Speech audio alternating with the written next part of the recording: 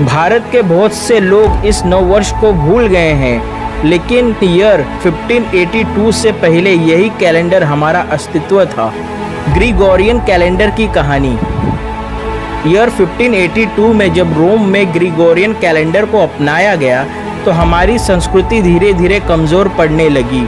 कई पश्चिम देशों ने इस कैलेंडर के मुताबिक 1 जनवरी को नया साल मनाना चालू किया।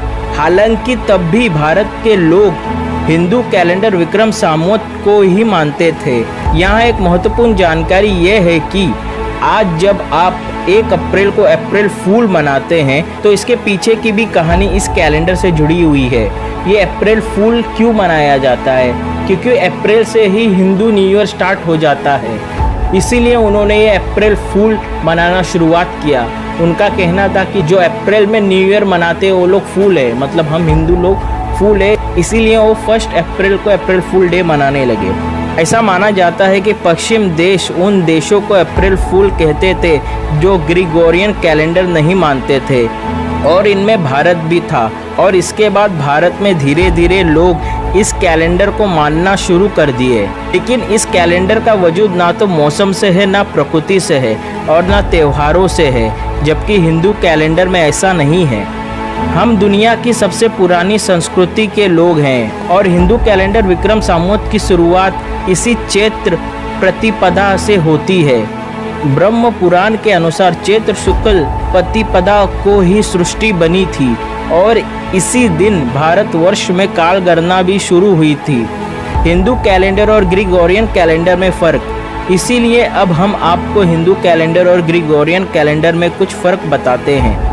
ग्रिगोरियन कैलेंडर की शुरुआत ईसा मसीह के जन्म से मानी जाती है, जबकि हिंदू कैलेंडर विक्रम संवत की शुरुआत 57 BC से मानी जाती है, जब महाराज विक्रमादित्य ने सकज को युद्ध में पराजित किया था। हिंदू कैलेंडर के मुताबिक भारत 2081 में प्रवेश कर गया है। भारतीय कैलेंडर की जनगणना सूर्य और चंद्रमा के अनुसार होती है, जबकि ग्रिगोरियन कैलेंडर पृथ्वी द्वारा सूर्य की परिक्रमा के अनुसार चलता है। पृथ्वी सूर्य का एक चक्कर 365.25 डेज में लगाती है, इसीलिए साल में 365 दिन होते हैं और 4 साल में एक लीप ईयर भी होता है। ग्रिगोरियन कैलेंडर सिर्फ एक तारीख तक सीमित है। हमें यह कैलेंडर से पता चलता है कि नया साल आ गया, जबकि हिंदू कैलेंडर में ऐसा नहीं है। हिंदू कैलेंडर के हिसाब से जब नया साल शुरुआत होता है तो समुच प्रकृति नवीनता का आभास करती है। पुराने पीले पत्ते पेड़ से गिरने लगते हैं और प्रकृति अपने श्रृंगार की प्रक्रिया में होती है। लाल, पीले, नीले, गुलाबी फूल खिलते हैं। यूँ लगता है कि पूरी की पूरी सृष्टि ही नई हो गई है। ग्रिगोरियन कैलेंडर की शुरुआत पार्टी से होती है और इस दौरान खूब जश्न मनाया जाता है, मांस मदिरा का सेवन किया जाता है, जबकि हिंदू नववर्ष की शुरुआत त्योहारों से होती है। हम इस दिन को त्योहारों की ऊर्जा के साथ मनाते हैं।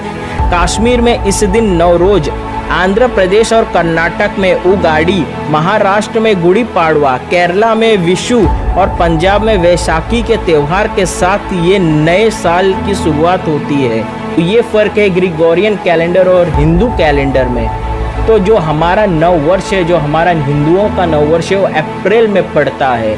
तो आप लोग अप्रैल में न्यू ईयर मनाओ, ना कि 1 जनवरी को।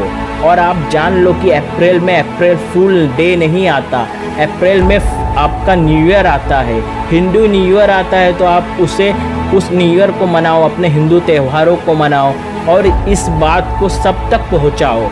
इस बात को ज़्यादा से ज़्यादा शेयर करो और ये फ़र्क सबको बतलाओ कि हमारा न्यू ईयर कब आता है। हमारा न्यू ईयर वेस्टर्न कंट्रीज़ के हिसाब से नहीं है। हमारा जो पुरानी संस्कृति है, जो विक्रम संवत के अनुसार अप्रैल में हमारा न्यू ईयर पड़ता है, आप लोग उसे मनाओ। जय श्री राम, जय हिंद, हर हर महादेव।